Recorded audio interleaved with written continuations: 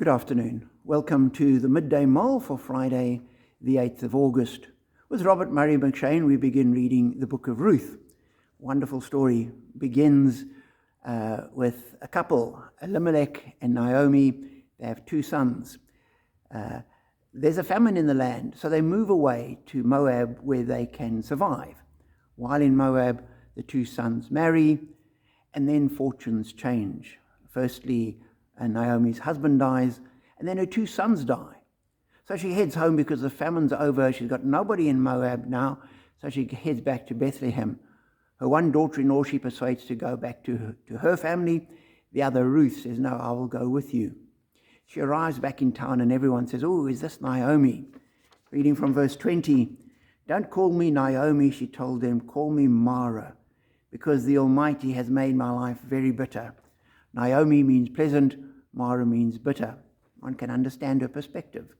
I went away full, but the Lord has brought me back empty. Why call me Naomi?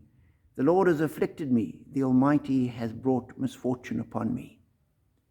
And reading this, there were two things. The one was just that one always needs to recognize that situations change. She was in a position where she no doubt thought she was fine. In a patriarchal society, she had a husband who was looking after her. She then had two sons, so that if anything happened to her husband, the oldest son would look after her. If anything happened to him, the next son would look after her. Her guarantees were there. And then she lost it all.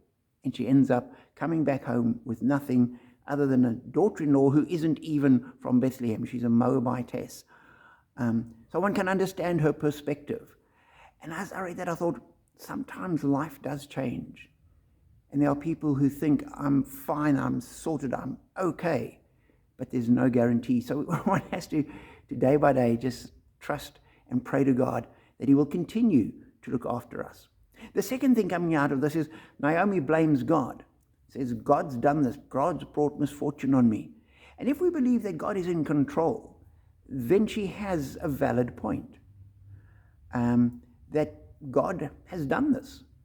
And she's blaming God. And it's interesting that as you read through, she's nowhere reprimanded for that. People don't say, "Oh, you can't say that about God. That shows no faith. You can't blame God for things. God's loving. God doesn't do that kind of thing." No. She's able to express her frustration, her distress, her bitterness, her anger, all those things.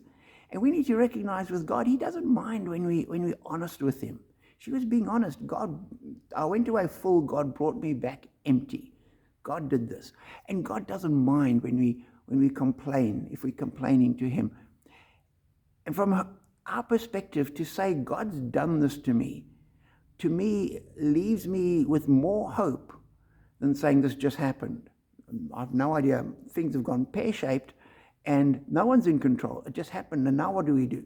Whereas we can say things have gone pear-shaped and God's in control. I'm not sure why. I don't know what God's doing. I don't know why this is happening, why God's allowing it to happen. But I know that God is in control and that God will always work things out for His glory and my good. And we know that with Naomi because we know the story. Ruth ends up marrying Boaz, a rich relative, and she becomes one of the ancestors of Jesus. This was all part of God's salvation plan. Naomi didn't see it, but God was working His purpose out.